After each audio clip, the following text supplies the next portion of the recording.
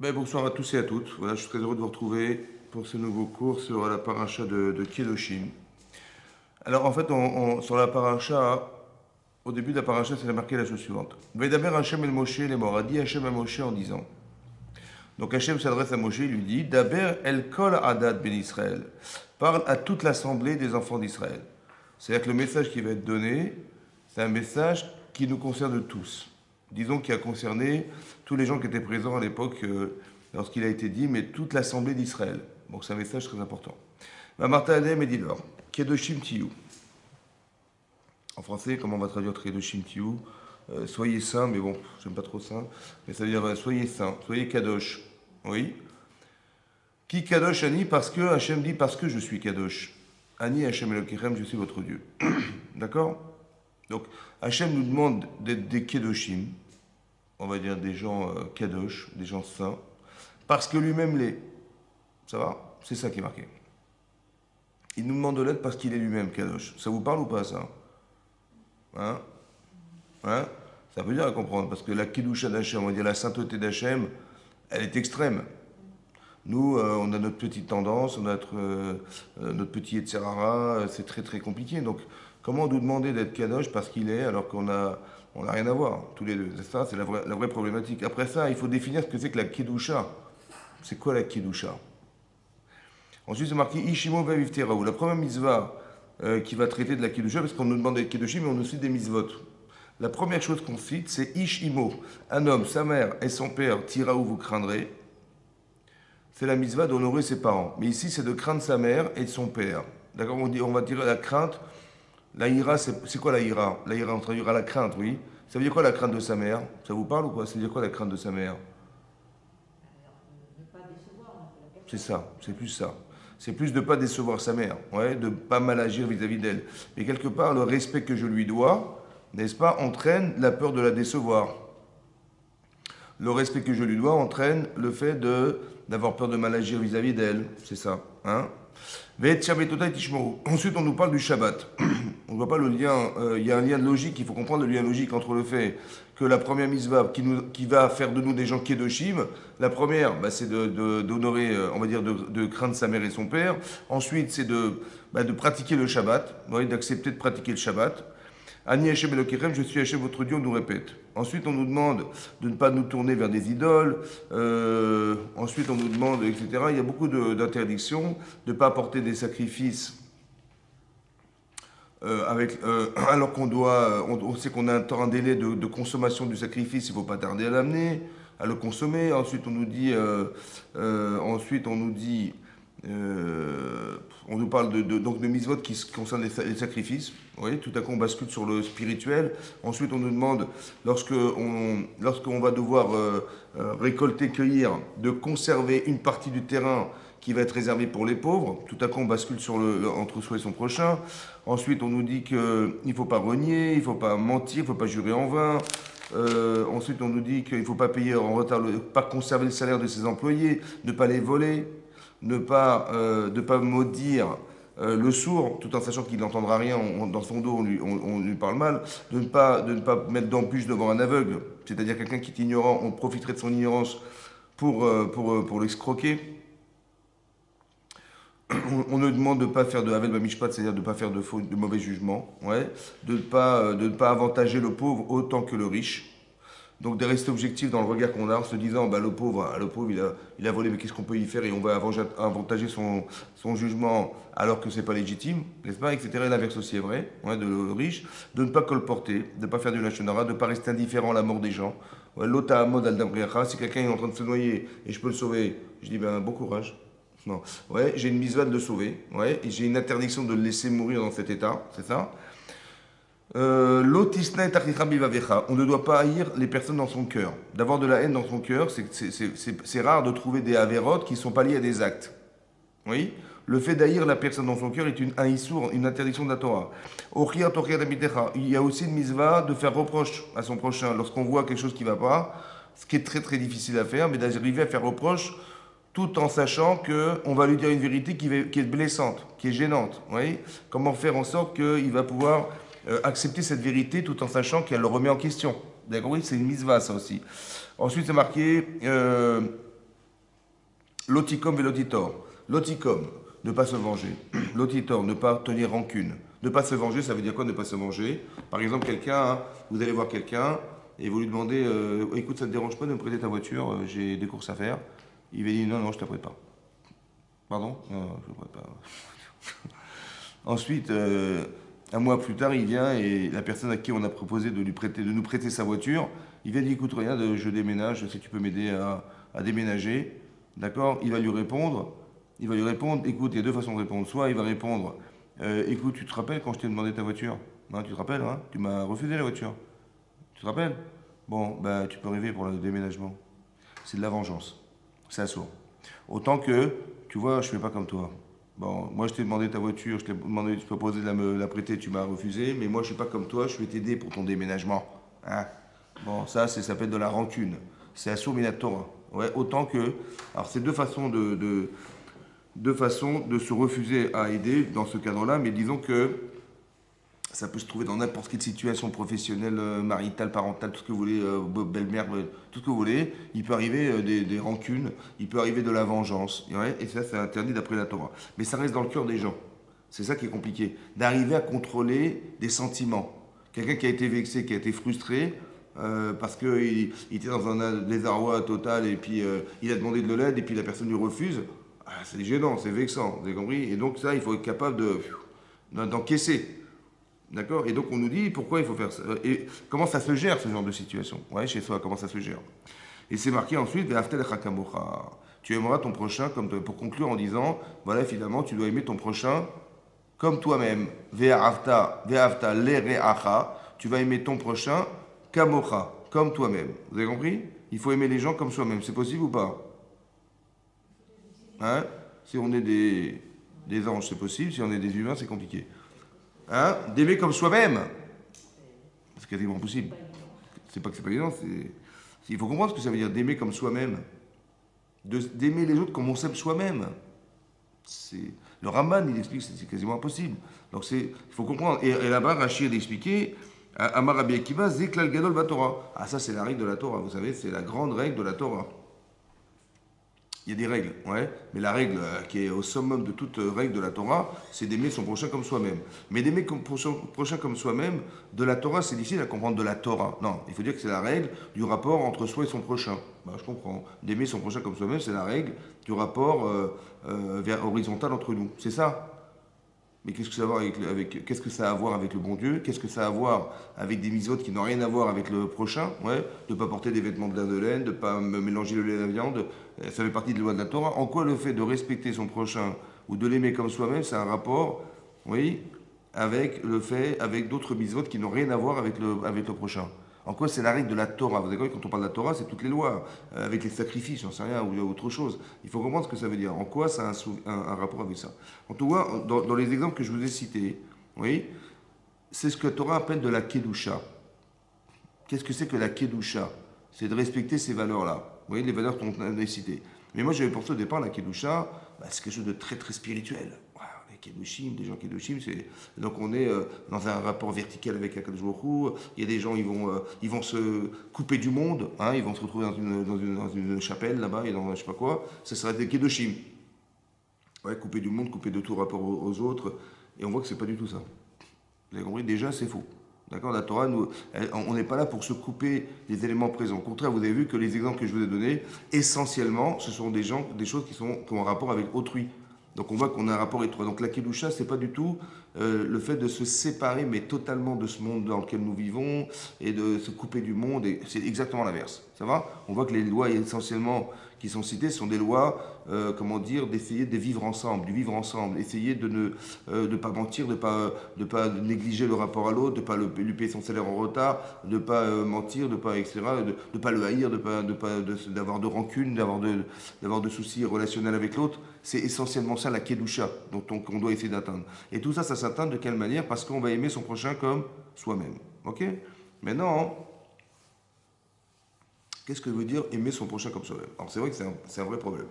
Alors il y a plusieurs définitions, mais le Ramban d'expliquer que d'aimer son prochain comme soi-même, c'est d'être heureux pour les autres comme on est heureux pour soi-même. Tu as réussi quelque chose, tu es content, tu es heureuse, alors Et soit espère que les autres, ils auront aussi, comme pour toi, la même réussite. Ça va? Tu t'es mariée, tu es contente, alors espère que les autres aussi, comme toi-même. C'est ça qu'il explique le Ramban. Maintenant, c'est dur de trouver les limites. Parce que d'aimer comme soi-même, elle est où la limite? C'est dur de comprendre. D'abord, de s'aimer soi-même, c'est compliqué. Ouais. Et à part ça, de s'aimer autant qu'on s'aime soi-même, d'aimer autant qu'on s'aime soi-même, c'est difficile de trouver la limite. C'est vrai? C'est pour ça que c'est compliqué. C'est pour ça que le Ramban dit que c'est difficile à définir. Difficile à définir. Par contre, dans la Gemara, il y a une Gemara dans Shabbat, vous voyez, qui ramène là-bas une histoire qui s'est déroulée à l'époque de Hillel Azaken. Hillel Azaken, c'est marqué là-bas qu'il y a une fois quelqu'un qui voulait se convertir au judaïsme, vous voyez, et il est venu voir Shammai. Shammai, et il lui a dit, écoutez, écoutez Rav, j'aurais voulu apprendre la Torah, mais écoutez, j'ai pas le temps. D'accord, voilà, je tiens sur un pied, en équilibre, ça va pas durer longtemps, il faut que vous m'expliquiez toute la Torah en quelques minutes. Bon, il a cru qu'il se moquait de lui, et il n'a pas répondu à la question. Et donc il a été voir Hillel. Il a été voir Hillel, il a dit, écoutez Rav, expliquez-moi la Torah, voilà, je me tiens en équilibre, je vais bientôt tomber, dites-moi l'essentiel de la Torah. Voilà, j'ai pas le temps, et dites-moi l'essentiel. Il a dit, Machessa necha, ce que tu ne supportes pas, lechavrecha, à ton ami, l'otavid ne le fait pas. Machessa necha, ce que toi tu ne supportes pas, lechavrecha, l'otavid, ne le fais pas ton prochain, zeklal gadol batorah. Ça c'est la règle de la Torah. Vous avez vu que Hillel, qu'est-ce qu'a fait Hillel? Il a formulé de façon négative ce que Rabbi Akiva, qui est mentionné dans Rashi, il a dit de façon positive. Parce que la Torah dit tu vas aimer ton prochain comme toi-même. Lui, il a dit non, non, ce que tu supportes pas, ne le fais pas aux autres. Pourquoi il a, à votre avis, formulé ça de façon négative? Pourquoi il n'a pas dit, le Klal Gadol, la règle, c'est ce qu'elle dit, c'est ce qu'elle a été citée par Rabbi Akiva, tu aimeras ton prochain comme toi-même. C'est ce qui est marqué dans le verset, le verset que je vous ai cité. Pourquoi il n'a pas rapporté le verset?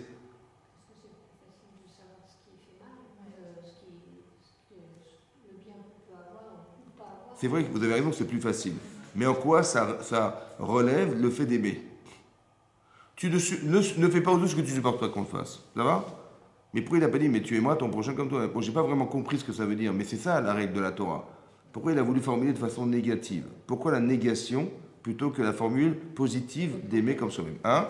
Peut-être mieux s'abstenir de faire du mal. C'est comment? Il faut peut-être mieux s'abstenir de faire du mal. C'est vrai. Que d'abonder dans des phrases. C'est vrai que c'est mieux. C'est vrai que c'est mieux. Machin, c'est bien ce que tu fais, et sois béni, et sois. Il faut mieux s'abstenir de faire du mal que C'est de vrai. faire semblant de faire du bien et que c'est du creux, quoi. Vous avez raison. Mais est-ce que la question, c'est de savoir qu'est-ce qui est mieux à faire? Ou quelle est la règle? C'est quoi la règle qui va articuler toute la Torah? C'est énorme ce qu'a dit Rabbi Akiva. C'est énorme ce qu'a dit Hillel. C'est la règle. La règle, ça veut dire que l'articulation de toute la Torah est faite sur ce principe. Lequel? Ne fais pas aux autres ce que tu ne supportes pas qu'on fasse. Pourquoi ça l'articule?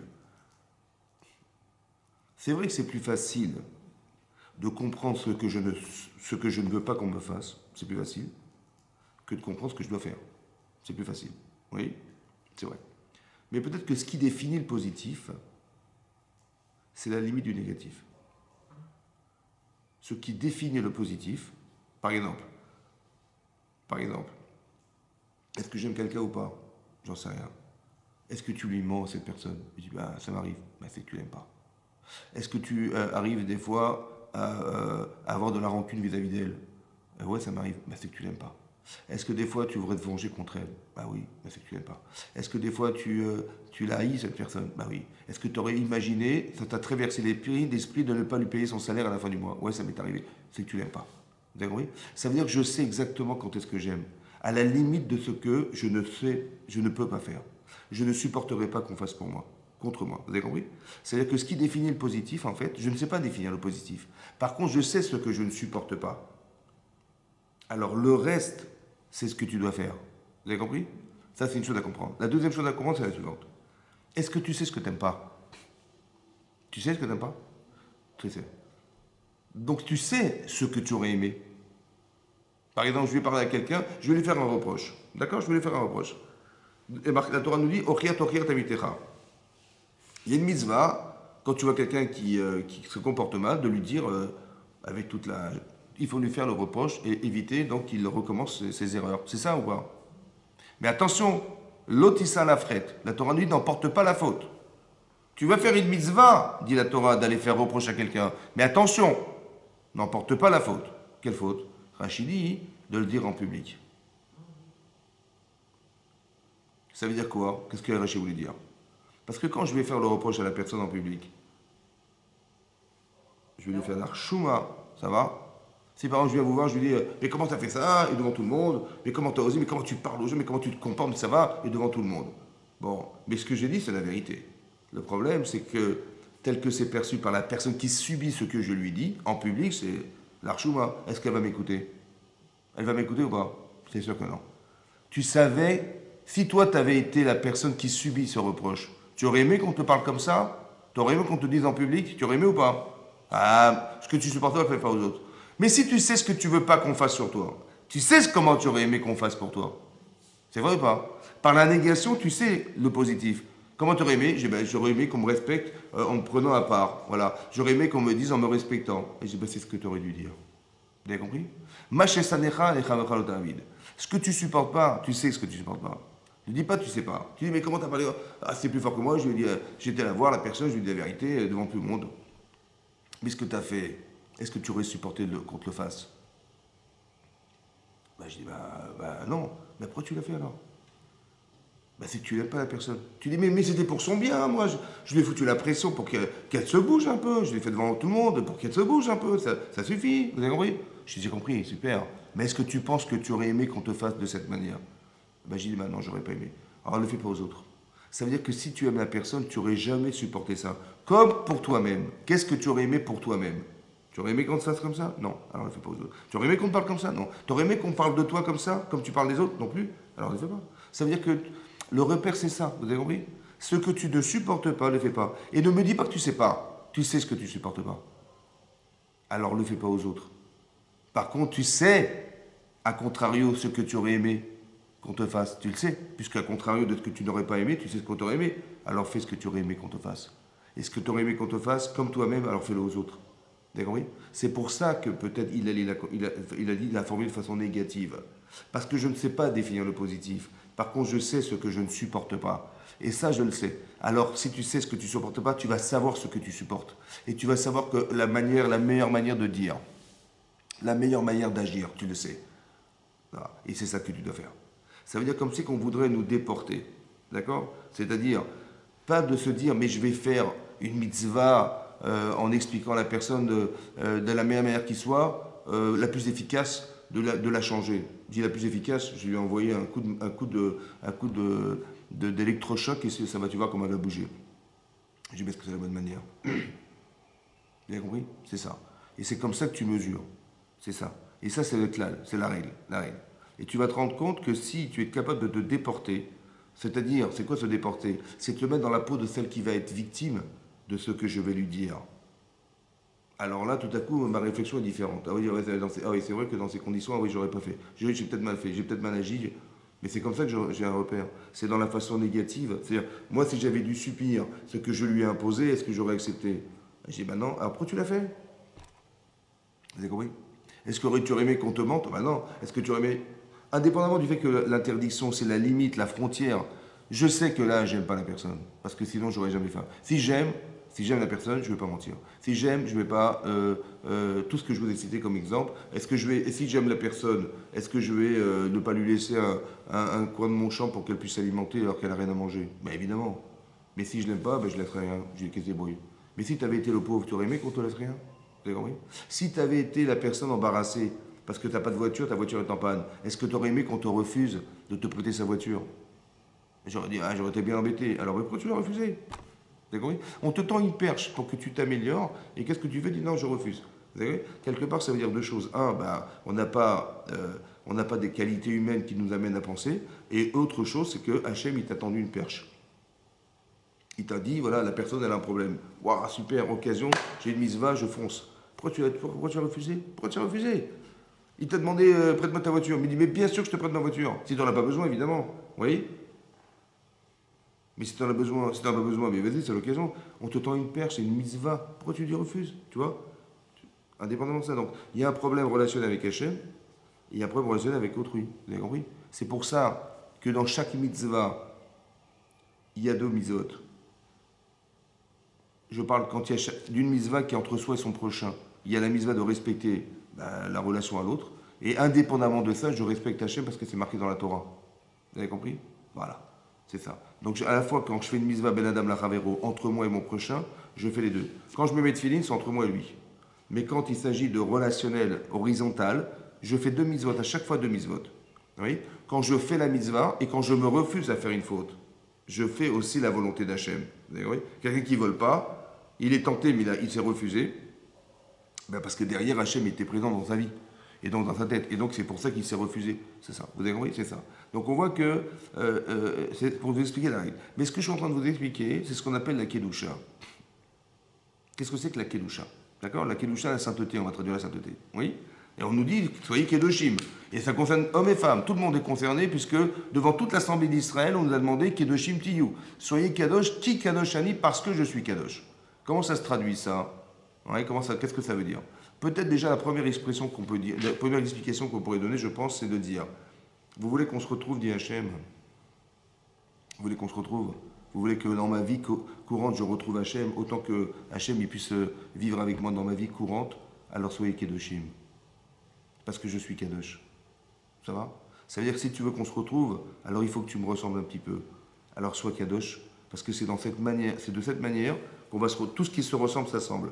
Donc c'est logique que pour qu'on puisse retrouver Hachem dans nos actes, dans nos pensées, dans le monde futur, dans notre état métier, dans la résurrection, il faut qu'on soit Kedoshim, parce qu'Hachem l'est.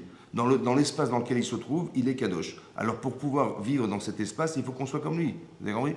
Et le fait d'être en décalage, c'est pas qu'il se prive de nous retrouver, c'est qu'on se prive de le retrouver. Vous avez compris ce qui se passe? C'est que si on n'est pas en adéquation avec, c'est pas qu'il veut pas Hachem. C'est qu'on lui ferme les portes. Et donc il ne peut pas pénétrer dans le monde dans lequel on se trouve, puisqu'il n'est pas en adéquation avec ce que lui il aurait voulu que soit. Donc c'est pas lui, il n'est pas vexé, je vous rassure. Hein.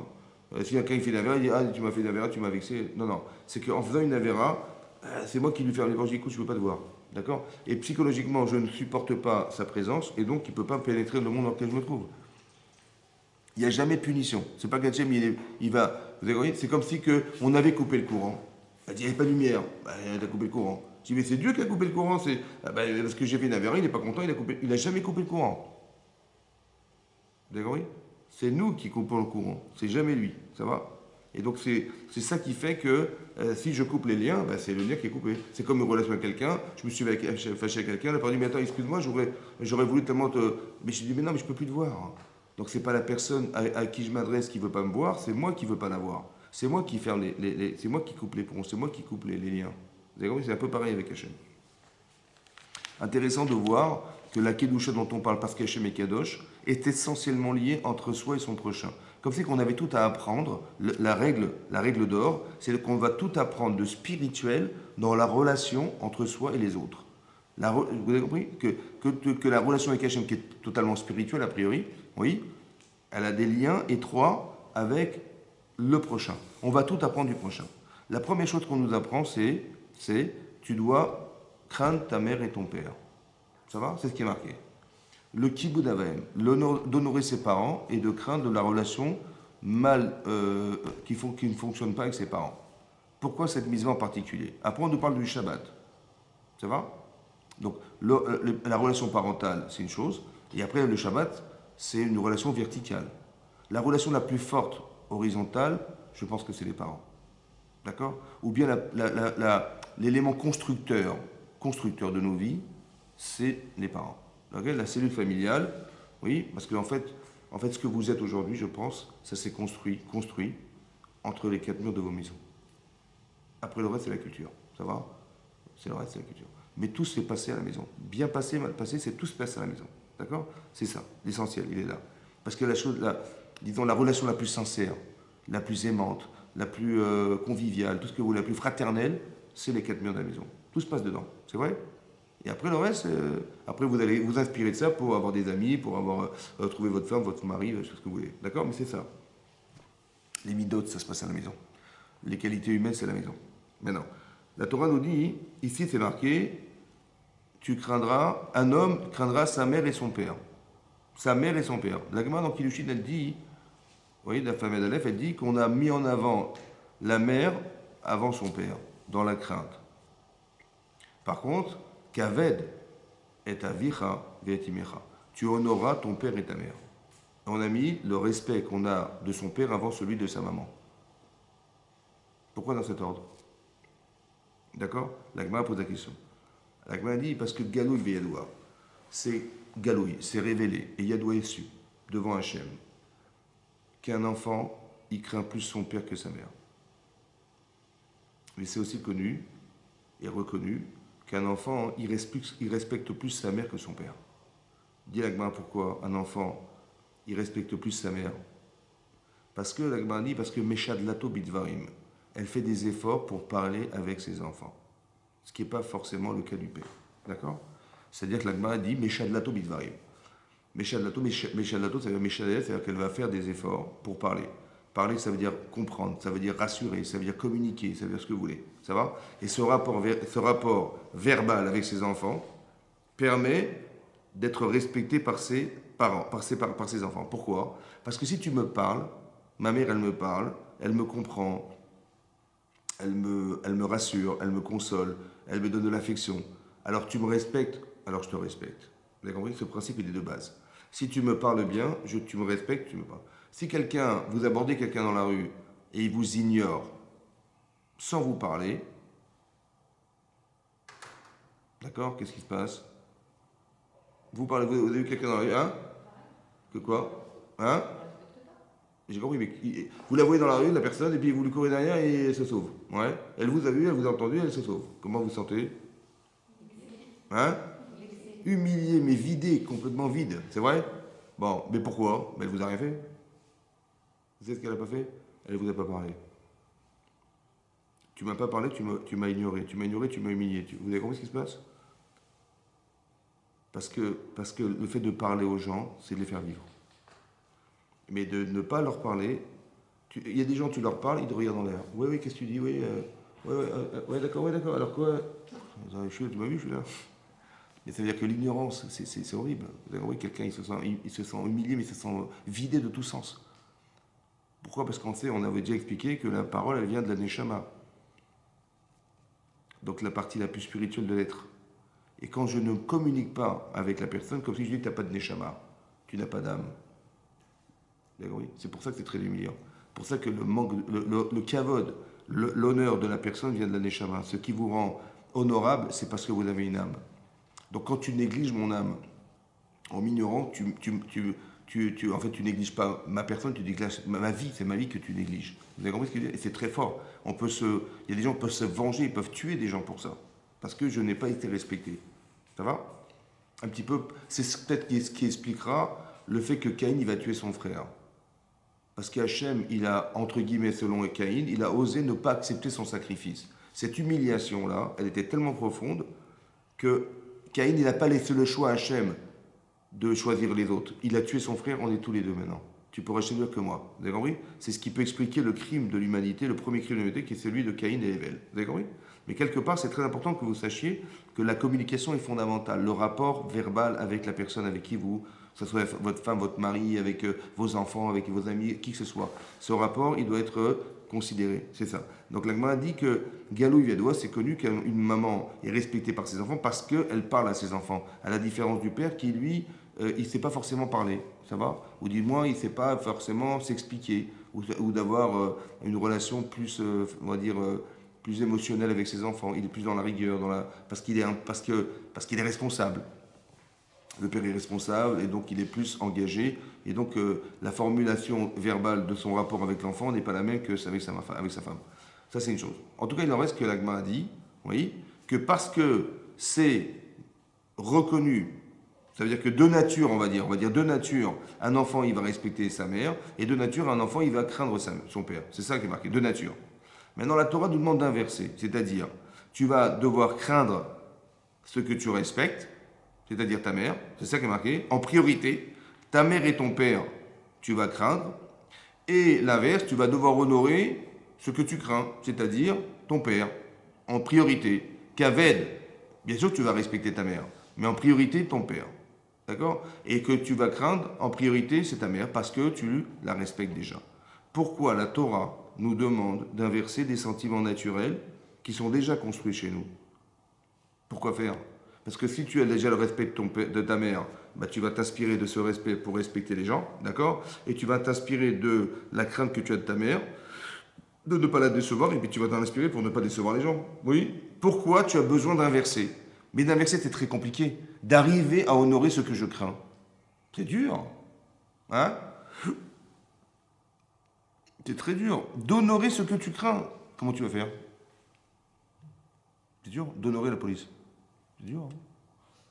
Bah oui, tu vas les honorer, c'est quoi honorer? Tu dis, ah, il m'a mis un PV, le pauvre. Excusez-moi de vous avoir dérangé. Vous avez compris? D'honorer ce que tu crains, c'est compliqué.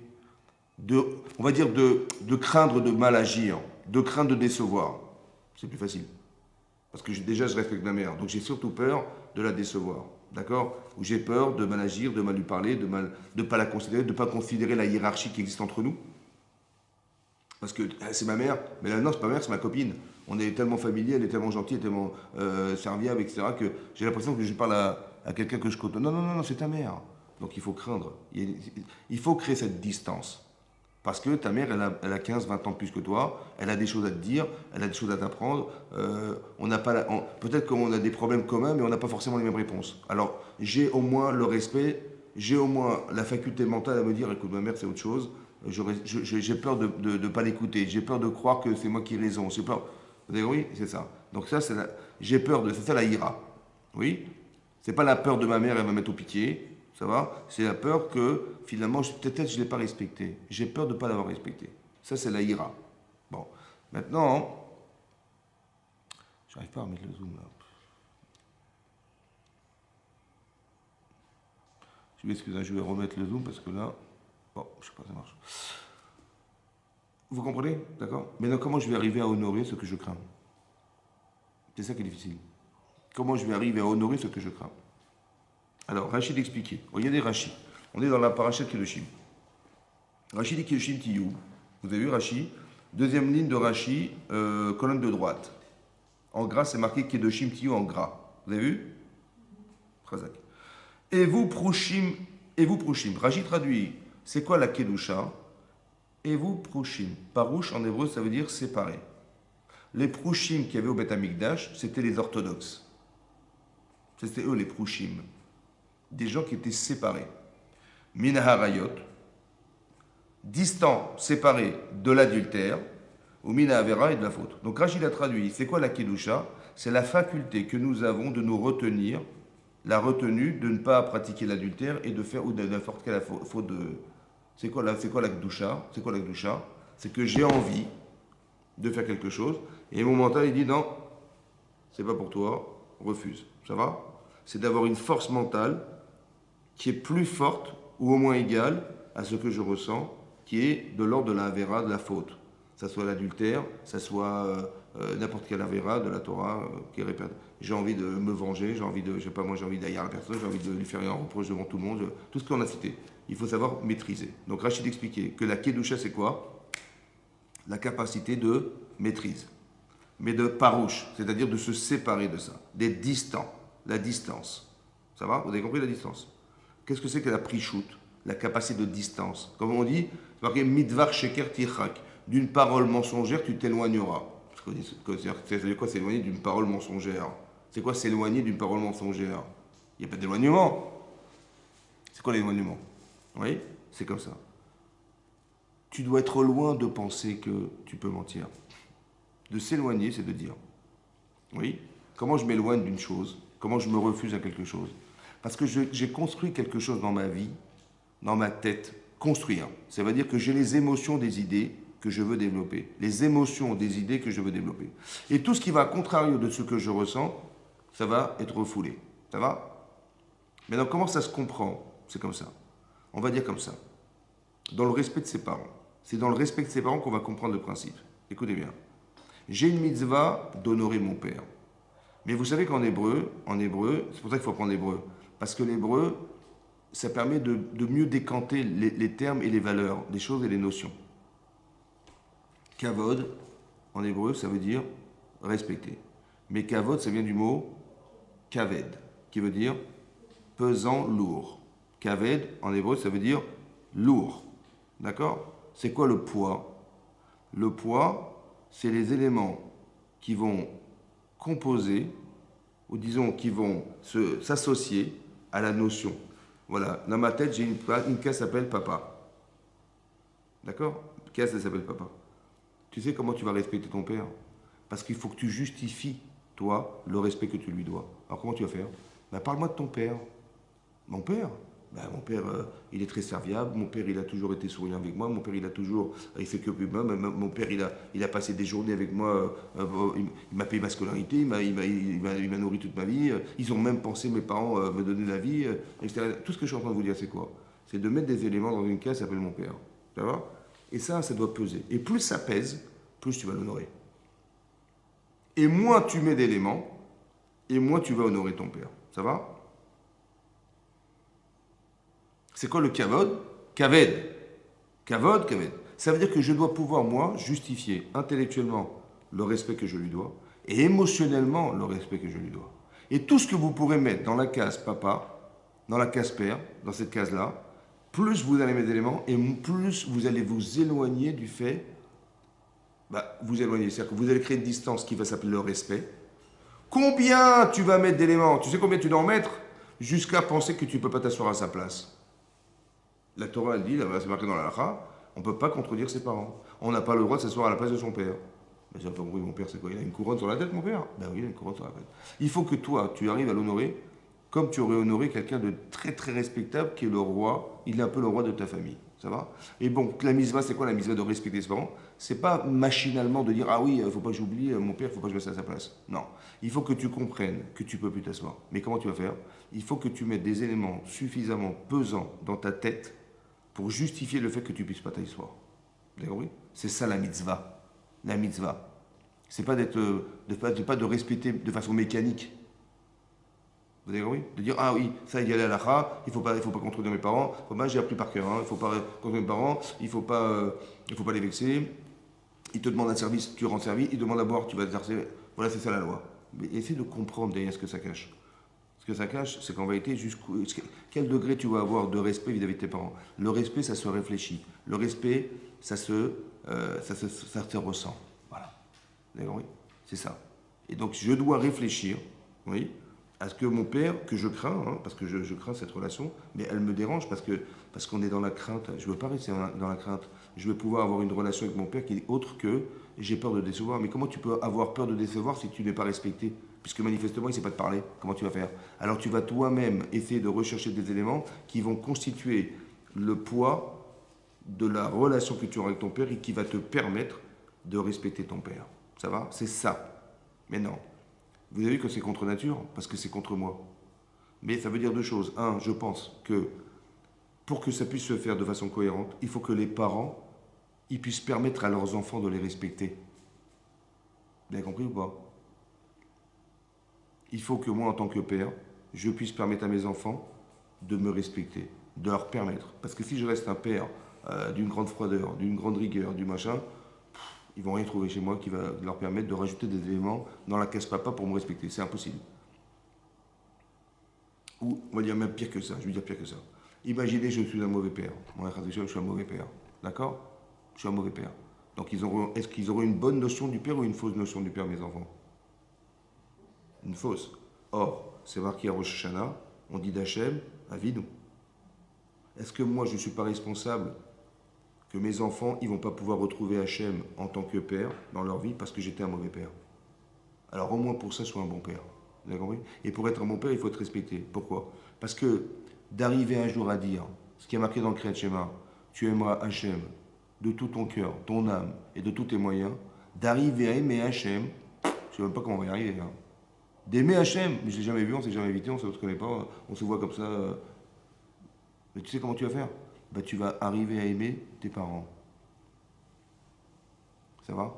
Et tu sais pourquoi tu n'aimes pas tes parents? Oui, je vais te dire pourquoi, parce que ça. Super. Tu aimes tes parents pour ça. Donc tu es capable de voir le bien dans ce que tu crains. Tu es capable de mettre des paramètres positifs dans ce que tu crains. Alors, a fortiori, à Kadosh Baruch Hu. Et c'est comme ça que tu vas l'aimer.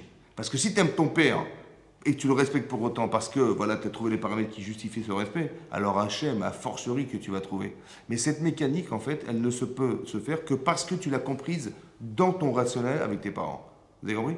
C'est pour ça que ceux qui n'aiment pas leurs parents, je ne sais même pas comment ils vont arriver à aimer leur Hachem. C'est impossible. Parce que tu ne sais pas voir. Tu ne sais pas trouver ce qui va justifier ce respect. Ça va? Et ça, c'est là le kavod, le respect des parents. Autant que la ira, la crainte de sa mère. C'est quoi la crainte de sa mère? Oui. La crainte de sa mère, effectivement, c'est la crainte de décevoir. Vous savez de quoi j'ai peur? J'ai peur de décevoir Hachem. J'ai peur qu'avec tout ce qu'il nous fait, hein, avec tout ce qu'il me donne, avec tout ce qu'il fait, tout ce que j'ai, en fait, j'ai encore l'audace de ne pas respecter ce qu'il est. Ah, c'est horrible. C'est ça la ira. Vous avez compris? Et ça, je l'ai appris de qui? Ben, j'ai appris de ma mère. Parce que ma mère, je l'aime, ouais, mais j'ai qu'une seule peur, c'est qu'elle soit déçue. J'ai fait des études, j'ai réussi, j'ai pas réussi. Peut-être que il faut que je réussisse mes études parce que mes parents, qu'est-ce qu'ils vont penser de moi? Et je vais les décevoir, j'ai pas envie qu'ils les déçoivent. J'ai surtout pas envie qu'ils soient déçus, j'ai pas envie de les frustrer, j'ai pas envie qu'ils aient l'impression d'avoir investi pour rien, surtout pas. J'ai peur de ça. Alors c'est ce qui va me motiver, ouais, c'est les deux. C'est un, le côté positif de mon existence qui va me pousser à agir de façon positive, autant que j'ai pas envie de perdre cette relation non plus. D'accord? Donc qu'est-ce que j'ai gagné de là? C'est comme ça. En couple, avec mes enfants, avec des amis, avec toute chose qui va nous couper des liens. Je parle avec ma femme et je sais pas, moi je lui fais un reproche, etc. Ou des gens qui sont excédés par des situations de vie et ils s'engueulent, ils se grondent et tout ça. Ok. Mais la personne, elle est sûre qu'elle a raison. Hein. Bon. Alors elle va se fâcher avec sa femme ou son mari. Bon, au final, super. T'as eu raison ou pas? Ouais, j'ai eu raison. Mais tout finalement, t'es seul ou pas? Ouais, je suis seul. Bon, qu'est-ce que t'as gagné? T'as eu raison, super, hein, que la cave, mais t'es seul. T'as compris? Non. Assourd d'être seul. Assourd d'être seul. C'est-à-dire assourd de croire que, parce que qui c'est qui a gagné, au final, c'est Itara qui a gagné. Super, il t'a roulé, t'as eu raison, tu dis, moi j'ai tout démontré. A plus B, j'ai t'as raison, mais je m'en fous.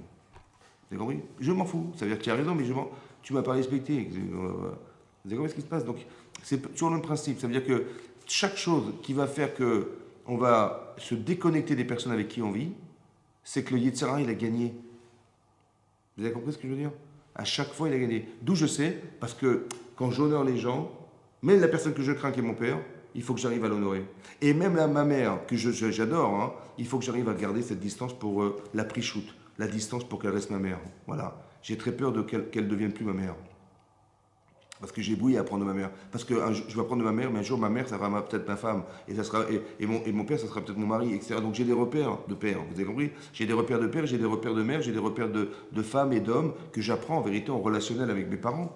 Vous avez compris? C'est pour ça que la première chose à comprendre, c'est celle-là. C'est pour ça que la parashat Kedoshim, elle démarre par Ishimo Vavitiraou. Parce qu'il faut que tu saches mettre la distance. La distance, vous comprenez, c'est pas Chavé Shalom, le recul. C'est pas je me distends. Non, c'est le recul que tu as vis-à-vis de la personne. Oui, c'est vrai sur le plan relationnel. Mais est-ce que vous le comprenez sur le plan intellectuel? C'est-à-dire, il y a des interdictions, j'ai pas le droit de voler, j'ai pas le droit de mentir, j'ai pas le droit d'haïr, j'ai pas le droit de. Tout ce qu'on a pu citer dans la Torah. Ça va? Il faudrait qu'on réfléchisse. Quels sont les paramètres qui justifient le fait que je vais me refuser à mentir? Essayez de réfléchir. Quels sont les paramètres qui vont faire que je vais me refuser à voler? Quels sont les paramètres qui justifient le fait que je ne peux... Alors vous allez me dire, bah, voler c'est simple. En société, bah, si on vole et qu'on me vole, socialement c'est plus viable. Ben, je sors dans la rue, j'ai mon sac à main, est-ce qu'on va me piquer? J'en sais rien, je peux plus vivre. Ouais. J'ai ma voiture, on va me la voler, comment je vais aller au travail? Vous avez compris? Donc il faut qu'on abolisse ce genre de situation, donc on ne peut pas voler parce que socialement ce n'est pas acceptable. De voler, c'est pas un truc parce que d'avoir volé un objet ou d'avoir volé un vêtement que je porte sur moi, j'aurais honte, d'accord? Parce que c'est pas le produit de mon travail, je me sens mal. Ouais. De voler, je me sens mal parce que pour celui qui a été volé aussi, je me sens mal pour lui. Autant que si je vole, c'est que je ne crois pas en Dieu. Parce que c'est marqué dans la Gemara d'Ambetsa que Mésonotav, la subsistance de l'être humain, a été calculée, Katsouv allait fixer. A fixé à Rosh Hashanah. Fixé. De Rosh Hashanah à Rosh Hashanah. C'est-à-dire qu'Hachem il m'a dit, tu vas gagner tant et tant d'argent cette année, et ça a été fixé le jour de Rosh Hashanah. Ça a été fixé le jour. Mais moi je dis, bon, mais Dieu, c'est pas compté, c'est pas un bon comptable. Bon, alors j'ai mis la main dans la poche de l'autre et je mets la main dans ma poche. Ouais. Mais en volant, j'ai renié le fait que Dieu, il avait calculé ça. Il ne s'est pas calculé, vous comprenez? Donc j'ai été volé. Mais si j'avais eu un peu d'Irat Shamaim, de considération, est-ce que ça ne m'aurait pas empêché de mettre ma main dans la poche de l'autre? Mais évidemment que oui. Mais c'est ça la prichoute. Ça veut dire quoi? Quand Rachid dit parouche et séparez-vous, ça veut dire il faut que j'arrive à construire cette relation C'est-à-dire les paramètres qui vont distancer ma vie, moi, mes choix avec la Avera, la faute, il faut que j'arrive à mettre des paramètres qui vont nous séparer de cette Avera, dans ma tête. Ça va? Que ce soit intellectuel ou émotionnel. On a un travail à faire de se dire, ou de dire à nos enfants, ou d'éduquer les gens. Éduquer, ça veut dire former les gens, pas informer les gens. Peut-je dire à mon fils, il ne faut pas voler. Il va dire, ah, d'accord, mais quand il va être dans l'embarras, il va voler. Mais il faut que j'arrive à lui faire comprendre que, tu vois, le vol, il est là. C'est marqué dans la Torah, il ne faut pas voler. Pourquoi il ne faut pas voler? Réfléchis. Je dis, mais c'est marqué dans la Torah. Je dis, mais pourquoi? Tu seras plus riche en volant. Pourquoi tu ne voles pas? Je dis, ouais, c'est vrai, c'est tentant. Mais pourquoi il ne faut pas voler? C'est assourd de voler. Je dis, tu sais pourquoi? Parce que finalement, si je vole, je crois pas en Dieu. Toute la Torah est disparue. Ah, je dis, bon, d'accord, d'accord. À part ça, tu sais, quand je vole, je me sens mal. Et puis si je me fais attraper, et puis finalement, j'ai volé, bon, ok, mais finalement, est-ce que ça a de l'avenir? Est-ce que je peux vivre toute ma vie en volant? Non plus, etc. Vous avez compris? Tout ce que je suis en train de vous dire, c'est quoi? Je ne peux pas parce que ça, parce que ça, parce que ça, parce que ça. Donc le vol, il est de plus en plus loin de moi. Vous avez compris? Mais c'est vrai, dans toute la Torah, c'est comme ça. Vous avez compris? C'est dans toute la Torah, c'est comme ça. Il faut qu'on réfléchisse, lorsque la Torah nous dit il ne faut pas faire, oui, c'est juste de comprendre que ta vie n'a aucun sens dans la frontière de ce que la Torah t'interdit. Ta vie n'a aucun sens, puisque c'est Hachem qui t'a créé et qui t'a donné une faculté à être Kadosh parce qu'il est lui-même Kadosh. C'est quoi la Kedusha? C'est la Kedusha. La Kedusha, c'est le bon sens. La Kedusha, c'est la clairvoyance. La Kedusha, c'est la pensée, la réflexion, l'analyse qui t'a permis de ne pas tomber dans la déchéance, qui t'a permis de rester cohérente et cohérent. Vous avez compris, c'est ça la Kedusha. La Kedusha, c'est quoi? Oui, c'est ça. Un petit peu comme le vendredi soir, on va sanctifier le Shabbat. Oui, on est Mekadesh, on prend son verre de vin et on sanctifie le Shabbat. Ça veut dire quoi sanctifier le Shabbat? C'est quoi la Kedusha du Shabbat? La Kedusha du Shabbat, à la différence du dimanche et du vendredi, on ne fait pas de Kiddush vendredi après-midi. Non, et on n'en fait pas non plus dimanche. Pourquoi? Parce que Shabbat, c'est un jour spécial qui va se séparer des autres jours, mais à cause de sa spécificité. Quand on dit dans Rashi que soyez distants, la Kedusha, c'est la distance, c'est pas la séparation, la Kedusha. La Kedusha, c'est ce qui justifie le fait de la différence et de la séparation des éléments. Je m'explique. Hachem, il a créé le monde en 6 jours. D'accord? Mais ça veut dire quoi qu'il a créé le monde en 6 jours? Ça veut dire qu'il s'est lui-même, il s'est séparé de lui pour créer un espace dans lequel je vais vivre. C'est l'univers. D'accord?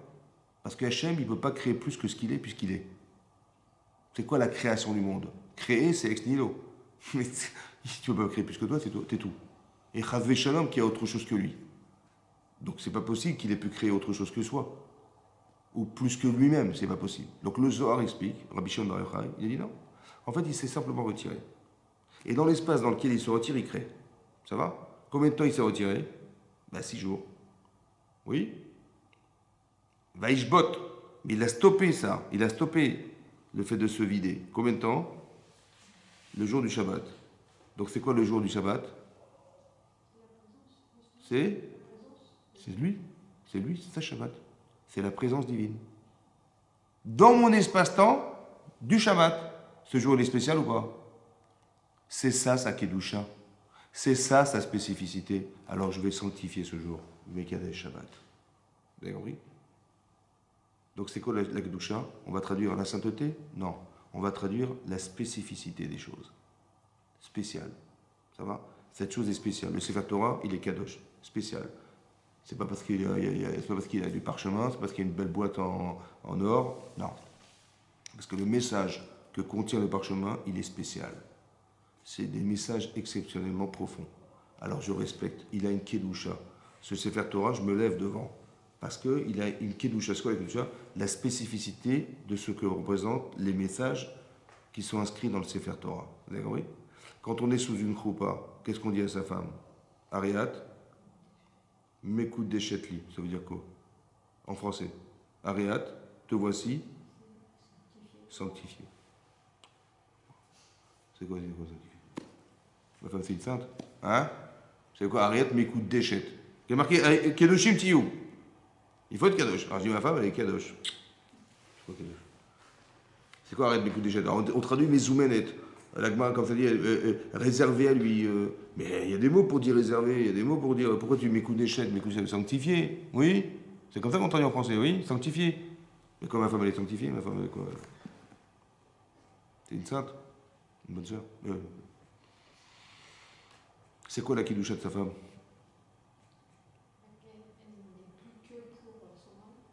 La kidoucha, encore une fois, c'est pas la séparation. C'est quoi la kidoucha?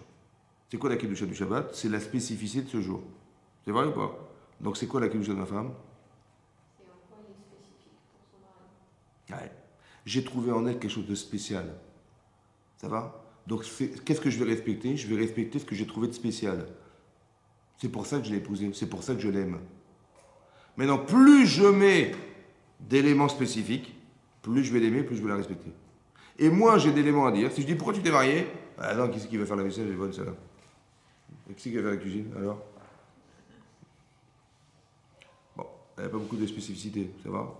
Ouais, parce qu'elle est riche. Elle avait beaucoup d'argent, son père avait beaucoup d'argent, super. Elle était très belle, super.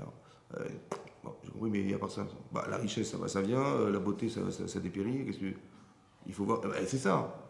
Bah, tu ne vas pas l'épouser pour ça, parce que il y a quelque chose d'autre, non? Qu'est-ce qu'elle a de spécial, ta femme? C'est sa spécificité que je vais chercher. Quelles sont les valeurs qu'elle a, etc., etc. C'est ça que la personne, je recherche la personne. Qu'est-ce qu'elle a de spécial? Vous avez compris? Pas qu'est-ce qu'elle a, mais qu'est-ce qu'elle est de spécial. Et c'est ça, la spécificité, c'est la kedusha. Ariat Mekudeshet. C'est pour ça que je t'ai épousé. Parce que tu es spécial. J'ai trouvé en toi des choses que je n'ai revenues par ailleurs. Ou du moins, je me suis associé parce qu'on se retrouve, je retrouve en toi quelque chose qui me parle. C'est pour ça que je suis attiré par toi, etc. Ariat Mekudeshet. Vous avez compris? Mekudeshet, la kedusha. Et c'est ça qui va faire que maintenant tu es séparé des autres hommes. Parce que j'ai trouvé, je t'ai épousé et tu es devenue ma femme parce que tu l'as accepté autant que j'accepte de t'épouser, parce que tu as trouvé quelque chose de spécifique en moi, autant que j'ai trouvé en toi quelque chose de spécifique. C'est pour ça qu'on s'est mariés. Ça va? Et maintenant que tu es spécial, alors tu es séparé des autres hommes. D'accord? Oui? Mais la séparation ne se fait pas. La kedusha, c'est pas la séparation. La kedusha, c'est la spécificité qui te sépare des autres. Ce Shabbat, il est spécial, il se sépare du dimanche. Mais pourquoi? Parce qu'il est spécial. Ta mitzvah, c'est de trouver la spécificité. T'as compris? Ton père, il est spécial. Bah oui, ton père, c'est un être humain. Mais il est spécial. Bah oui, mais c'est mon père, etc. Mais c'est sa spécificité que tu respectes. C'est pour ça que tu t'assois pas à sa place. T'as compris? C'est ça la kedusha. Donc si tu sais rechercher la spécificité des gens, tu vas leur donner un sens. Quand Hachem, il dit à Caïn,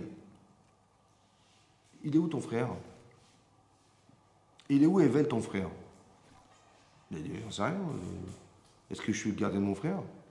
Bon. Qu'est-ce qu'il a cru qu'il lui avait posé comme question? Il a cru qu'il avait dit, mais il est où ton frère? Bon. Je vais quand même pas lui dire que je vérifie faits et gestes de mon frère.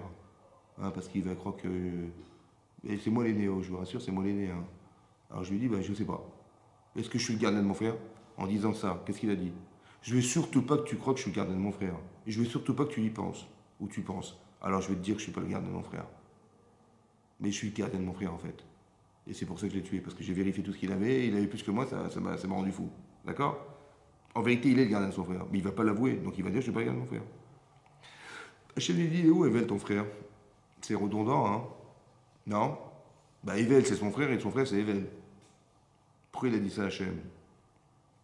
Il est où Evel, ton frère? En fait, il le dit comme ça. Dis-moi, il est où Evel?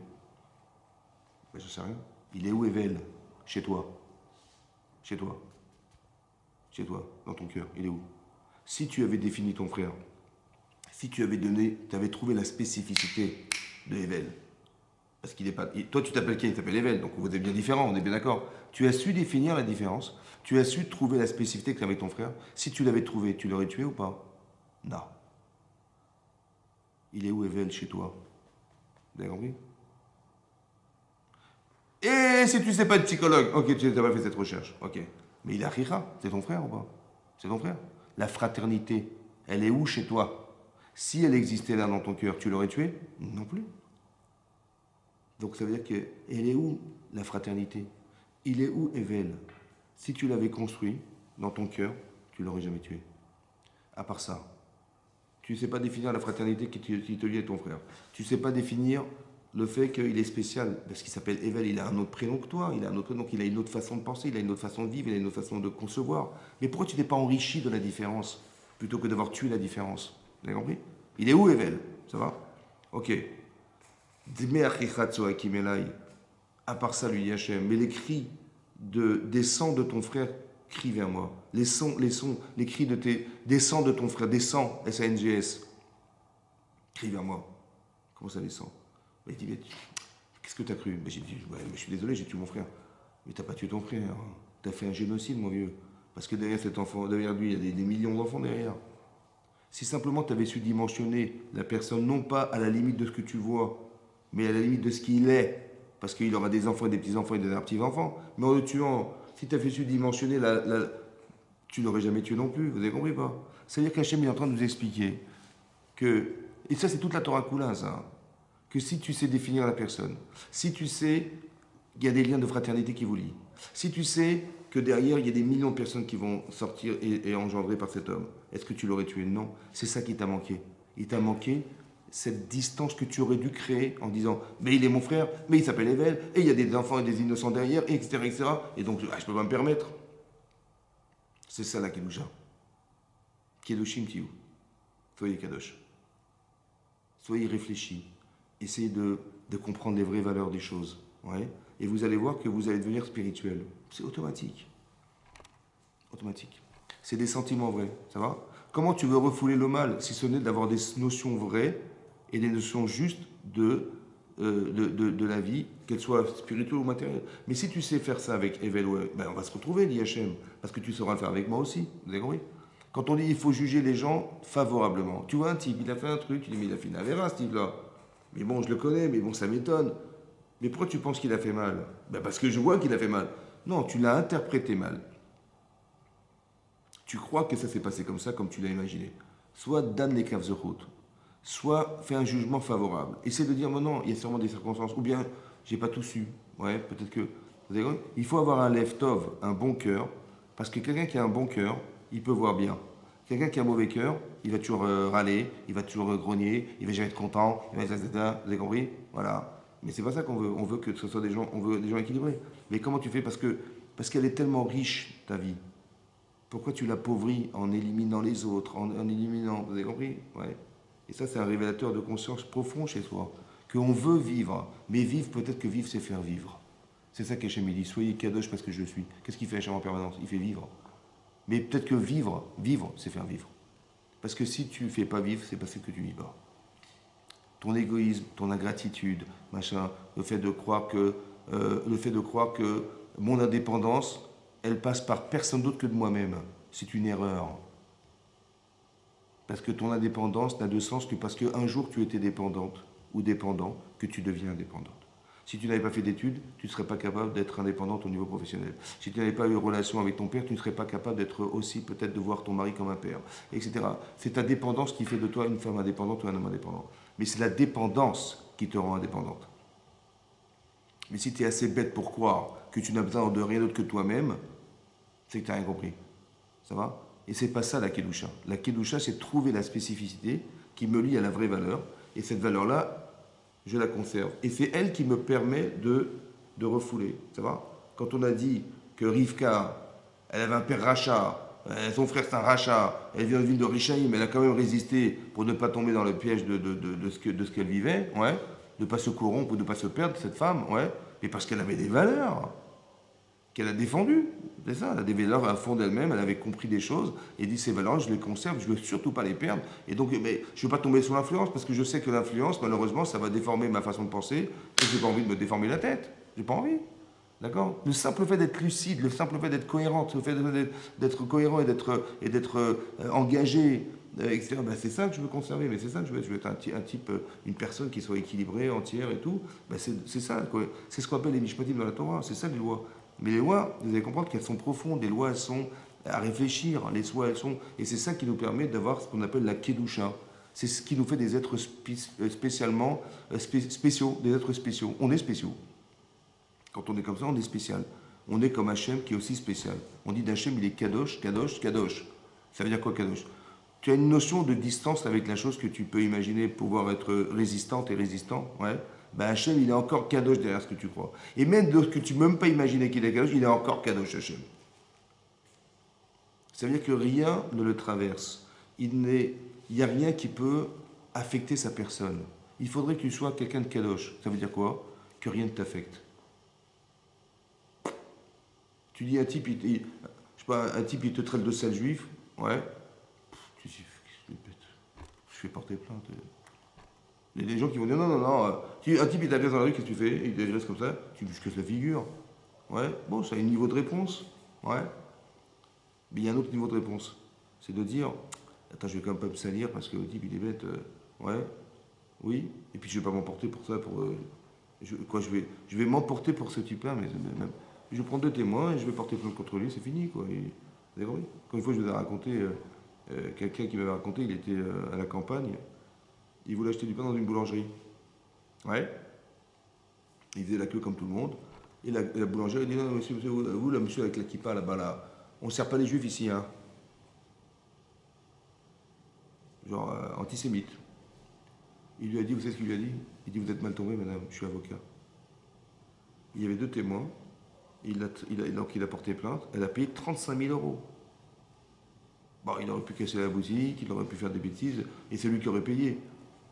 Mais rien ne m'affecte. Vous avez compris?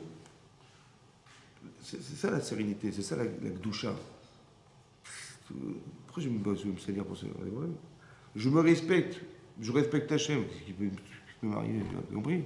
Et c'est ça qui fait, c'est ça la force, l'intelligence. C'est ça, tu réfléchis, tu penses, tu analyses, tu vois, elle me traite de sale juif, elle est bête. Les gens, ils vont s'énerver, les gens, ils vont casser la boulangerie, ils vont tout casser les rayons, ils vont... Pourquoi tu vas te salir? Vous avez compris? Comme quelqu'un, une fois, un pauvre handicapé, il m'avait dit, qui était un élève, il m'a dit, une fois, on m'a insulté dans la rue, j'étais handicapé sur une chaise roulante et tout. Et je lui ai dit, alors qu'est-ce que tu as fait? Il m'a dit, bah, je voulais lui casser la figure. Je lui ai dit, mais pourquoi tu fais ça? Il me dit, parce qu'il a osé m'insulter et tout. Je lui ai dit, mais tu penses que c'est un humain? Je lui ai dit, bah oui, c'était un monsieur, il avait 40 ans. Mais un humain? Il m'a dit non. Il m'a dit, un humain, mais est-ce que tu penses il a raisonné comme un humain? Comme un chien? Ah, c'est sûr qu'il a raisonné, ça c'est... Mais est-ce que c'est un chien, il aboie devant toi, tu as honte?